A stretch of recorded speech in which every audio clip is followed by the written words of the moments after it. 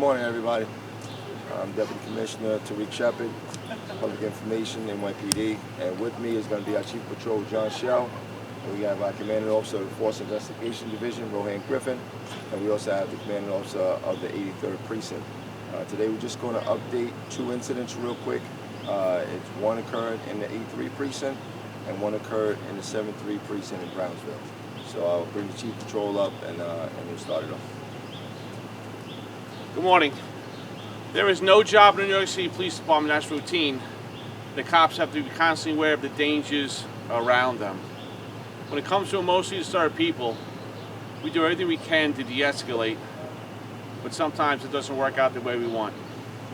Approximately 2:20 this morning, in front of 155 Elder Street, two uniformed police officers here in Bushwick from the 83rd Precinct were finishing up a family domestic violence call for service.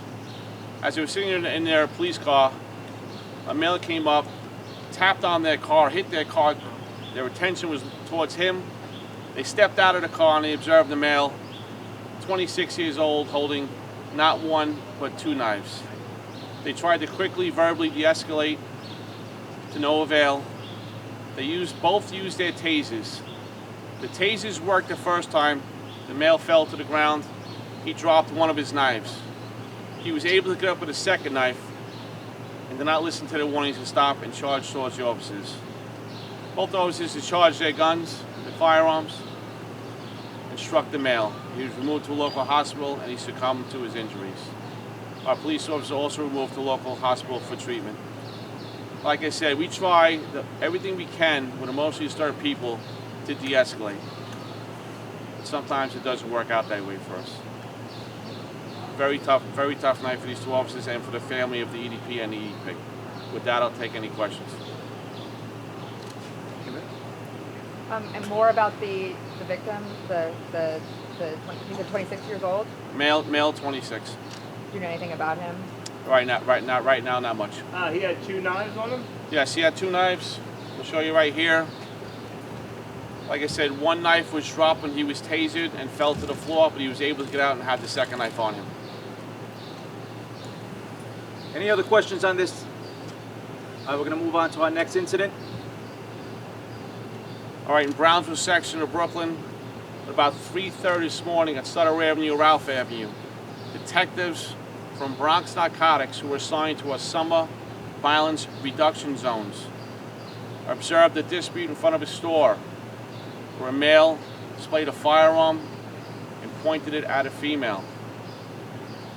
The detectives gave chased him down to East New York Avenue and Ralph Avenue, where a responding sergeant and a police officer tried to cut the male off. There was a collision. The male was moved to the highest hospital, and he's in surgery. There was a firearm recovered in this incident. These detectives were assigned in Brownsville for gang violence, summer violence. They were exactly where they were supposed to be, and probably prevented a shooting tonight. A firearm was recovered in that incident. With that being said, I'll take any questions. Zania? Can you explain again? You said that it was he was cut off and taken to the hospital. As the detectives were chasing him on foot, a responding sergeant in uniform and cop uniform tried to cut him off in a driveway, and there was a collision, and the male was moved to the hospital. Any other? Wait, he was chased on foot. It was not a car collision? He was chased on foot by the initial detectives with the firearm. He threw the firearm. A responding sergeant and police officer in uniform tried to cut him off in the driveway, and there was a collision, and he was removed to the hospital. All right. Any other questions on this? Cut him off in the RMP, and was it marked or unmarked? Unmarked car in the driveway of a storage facility, if you will. Thank you, Chief. Hi, yes, we're here. We see you, or we don't see you, but we hear you.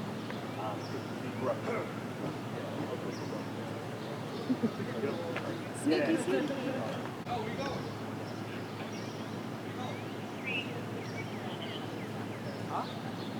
Oh, cool.